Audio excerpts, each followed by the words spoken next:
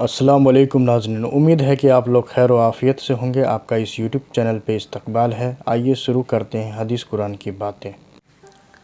हदीस की किताबों में एक किस्सा लिखा है कि हजूर सल्लल्लाहु अलैहि वसल्लम के ज़माने में एक नौजवान का इंतकाल होने लगा। हजूर सल्लल्लाहु अलैहि वसल्लम से अर्ज़ किया गया कि उससे कलमा नहीं पढ़ा जाता। हजूर सल्लल्लाहु अलैहि वसल्लम तशरीफ़ ले गए और उससे दरियाफ़्त फरमाया, क्या बात है?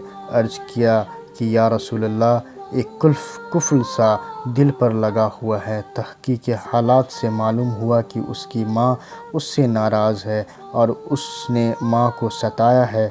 हजूर सल्लल्लाहु अलैहि वसल्लम ने माँ को बुलाया और दरियाफ़्त फरमाया कि अगर कोई शख्स बहुत सी आग जलाकर तुम्हारे इस लड़के को उसमें डालने लगे तो तुम सिफारिश करोगी?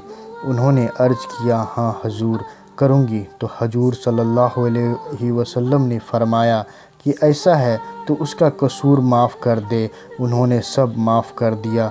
फिर उससे कलमा पढ़ने को कहा गया तो फ़ौरन पढ़ लिया। हजूर सल्लल्लाहु अलैहि वसल्लम ने अल्लाह का शुक्र अदा किया कि हजूर सल्लल्लाहु अलैहि वसल्लम की वजह से उन्होंने आग से निजात पाई।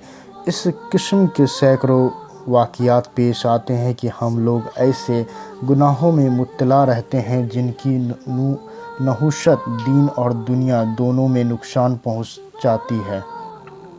शुक्रिया नाज़रीन, फिर मिलते हैं एक नए वीडियो के साथ। अस्सलाम वालेकुम।